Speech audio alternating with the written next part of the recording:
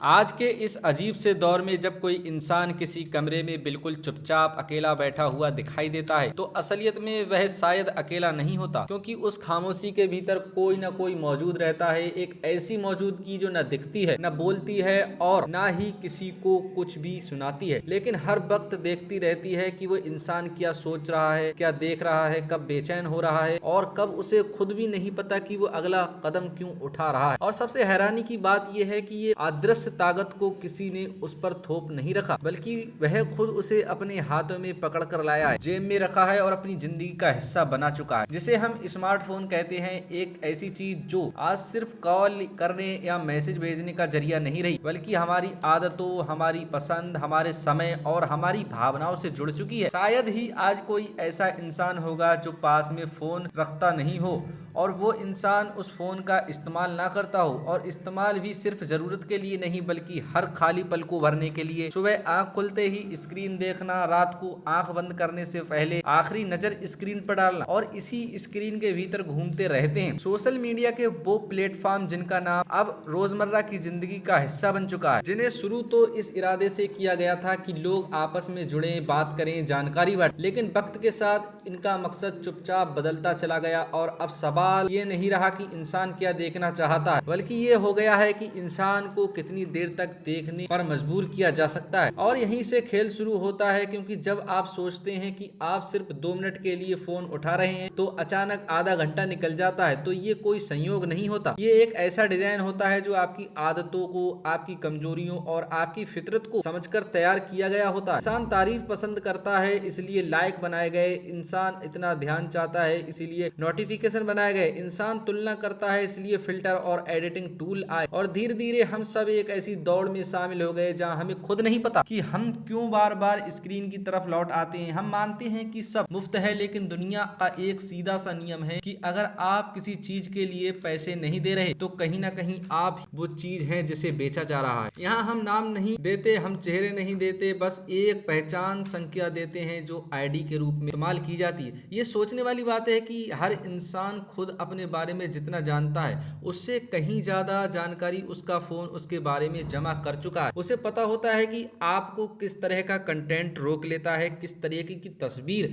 आपकी उंगलियों पर रुक जाती है, किस तरह की कहानी आपको भावुक कर देती है, और इसी जानकारी के दम पर सिस्टम आपको वही दिखाता है जो स्क्रीन से चिपकाए रखे। नफरत को छुपा दिया जाता है, असहमति को कम कर दिया जाता है, ताकि आप आराम में रहें, उलझे रहें, जुड़े रहें। और इस सब के बीच हमें लगता है कि हम बस टाइम पास कर रहे हैं, लेकिन धीरे धीरे ये टाइम पास एक आदत बन जाता है, और आदत कब कंट्रोल में बदल जाती है इसका एहसास तब होता है जब हम कहते हैं कि हम पूरे दिन बिजी तो हैं लेकिन संतुष्ट नहीं हुए, जुड़े तो हैं लेकिन अकेले हैं। और शायद यही सबसे बड़ा सवाल है कि फोन में नहीं, दिक्कत सोशल मीडिया में नहीं, दिक्कत तब शुरू होती है जब एक साधन मालिक बन जाता है और इंसान खुद का इस्तेमाल होने लगता है। और यह सब किसी एक दिन में नहीं होता, ये बहुत धीरे धीरे होता है, इतने धीरे कि हमें पता नहीं चलता। और शायद इसीलिए आज सबसे जरूरी बात ये नहीं है कि हम सब कुछ छोड़ दें, बल्कि यह है कि हम इसे समझे, फैसले कैसे लें और हमारे फैसले कौन ले रहा, हम हमारी जानकारी, हमारी स्क्रीन। क्योंकि जिस दिन ये सवाल पूछना बंद होगा उसी दिन यह मान लेना चाहिए कि जवाब हमारे हाथ से निकल चुका है, और यहीं से कहानी और गहरी होती जाती है। क्योंकि जब हम यह समझ जाते हैं कि इंसान अपनी मर्जी से नहीं, उसी पल वह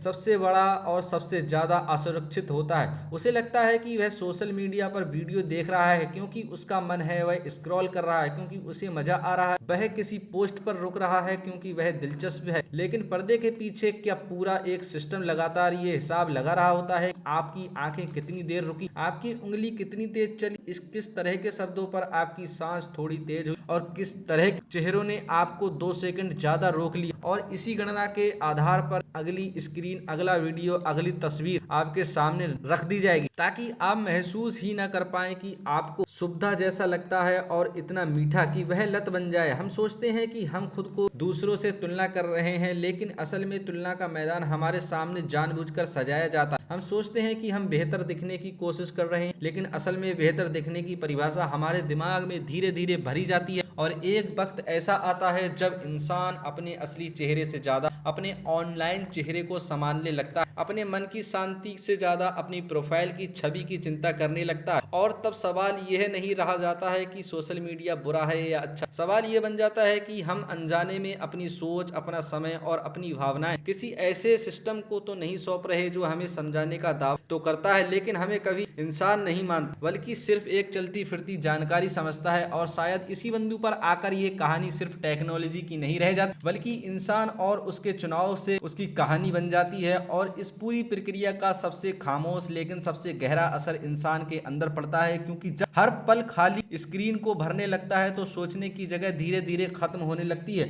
इंसान अकेला बैठना भूल जाता है, खुद से बात करना भूल जाता है, उसे बेचैनी होने लगती है। और अगर हाथ में फोन ना हो तो वो बेचैन बोर रूम कहकर टाल देता है, जबकि असल में वह उसकी आदत का विड्रॉल होता है जिसकी उसे खुद खबर नहीं होती। वह इंसान जो कभी लंबी बातें सोच लिया करता था अब छोटे छोटे वीडियो में सुकून ढूंढता है, कभी किसी एक काम पर ध्यान टिका कर रख सकता था अब हर 10 सेकंड में कुछ नया चाहता है। और यही वह वजह जहां नुकसान साफ दिखाई देने लगता है, क्योंकि जब ध्यान टूटता है तो गहराई मरने लगती है। लगता है कि यह सब सामान्य है क्योंकि उसके आसपास हर कोई उसी हालत में जी रहा है। और शायद इसी वजह से यह खतरा और भी बढ़ता जा रहा है, क्योंकि वो बीमारी सबको हो रही है जो बीमारी नहीं होनी चाहिए, वह जीवन शैली लगने लगती है। और यहीं आकर यह सवाल पैदा होता है कि अगर हमारी आदतें धीरे धीरे बदलती जा रही हैं, अगर हमारी पसंद तय की जा रही है, अगर हमारे ध्यान और भावनाओं की दिशा बदलती जा रही है, तो फिर आज़ादी किसे कहें? क्या सिर्फ चुनने का भ्रम ही आज़ादी है, या सच में रुक ये तय कर पाना कि हमें क्या चाहिए और क्यों चाहिए? और शायद ही ये वह मोड़ है जहाँ तक ये कहानी किसी ऐप, किसी फोन या किसी कंपनी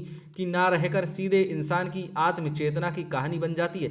एक ऐसी चेतना जो अगर समय रहते जाग गई तो तकनीक इंसान के हाथ में रहेगी, और अगर सोती रही तो इंसान बस एक स्क्रॉल बनकर रह जाए। और शायद इसी के कारण पूरी बहस का सबसे जरूरी मोड़ शुरू होता है कि जब इंसान ये समझने लगता है कि समस्या किसी मशीन में नहीं बल्कि अपने इस्तेमाल के तरीके में है, तब वह पहली बार उसे रोकने का साहस मिलता है। वह महसूस करता है कि फोन को बंद करना कोई त्याग नहीं, एक छोटा सा प्रयोग है। खुद को यह याद दिलाने का भी वह सिर्फ रिएक्शन देने वाली उंगलियां नहीं बल्कि सोचने वाला दिमाग भी रखता। खाली पल को भरना जरूरी होता है, और कभी कभी खालीपन ही वह जगह होती है जहां विचार जन्म लेते हैं, सवाल उठते हैं और इंसान खुद को दोबारा जोड़ता है। और यह जुड़ाव किसी ऐप, किसी नोटिफिकेशन या किसी लाइक से नहीं होता, बल्कि उस खामोशी से होता है जिसे अनदेखा किया जाता है।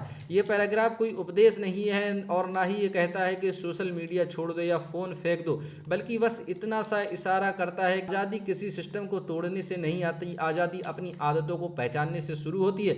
और इस समय के बाद इंसान के सामने एक बिल्कुल नई लड़ाई शुरू होती है, जो बाहर की दुनिया से नहीं बल्कि खुद अपने भीतर से होती है, क्योंकि आज़ादी और आदतें कभी शोर मचाकर नहीं आती, वे धीरे धीरे हमारे फैसले की जगह लेने लगती हैं। और सबसे मुश्किल काम यही होता है कि इंसान यह पहचान पाए कि जो वो कर रहा है वह उसकी ज़रूरत है या आदत। क्योंकि जब फ़ोन हाथ में होता है तो उसे लगता है कि वह सारी जानकारी देखता है, वह अपडेट कर रहा है खुद को, बस थोड़ा सा मनोरंजन करता है, लेकिन हकीकत में हम समय के छोटे छोटे टुकड़े किसी और को सौंप रहे होते हैं। और समय ही वह चीज़ है जिसे लौटाया नहीं जा सकता। यही वजह है कि दिन के अंत में थकान होती है लेकिन संतोष नहीं होता। बातें बहुत होती हैं लेकिन कुछ याद नहीं रहता। कई लोग जुड़े होते हैं लेकिन भीतर एक खालीपन बना रहता है, और इस खालीपन को हम और स्क्रीन से भरने की कोशिश करते रहते हैं, जिससे ये चक्र और गहरा होता जाता है। इंसान को लगता है कि वह अकेलापन मार रहा है, जबकि असल में वह सोचने की क्षमता को दबा रहा होता है। क्योंकि जब भी दिमाग शांत होने लगता है तो फोन तुरंत कोई ना कोई आवाज़, कोई ना कोई दृश्य, कोई ना कोई उत्तेजना देकर उस शांति को तोड़ देता है। और यही इंसान पर खुद से भागना सीख जाता है, उसे अपनी असहज भावनाओं से डरने लगता है, उसे खामोशी भरी लगने लगती है। जबकि इतिहास गवाह है कि सबसे बड़े विचार, सबसे गहरे फैसले और सबसे ईमानदार आत्मसाक्षात्कार हमेशा खामोशी में ही पैदा हुए हैं। लेकिन आज की दुनिया में खामोशी को सबसे पहले बर्बादी से समझ लिया गया है, और इसी गलतफहमी में इंसान हर पल खुद को व्यस्त रखने के लिए कोशिश कर रहा है। दोस्तों, अगर वीडियो इन्फॉर्मेटिव लगा हो तो प्लीज़ वीडियो को लाइक, चैनल को सब्सक्राइब जरूर कर दें और दोस्तों को शेयर करना ना भूलें। मिलते हैं ऐसी ही रोमांचक और इंटरेस्टिंग वीडियो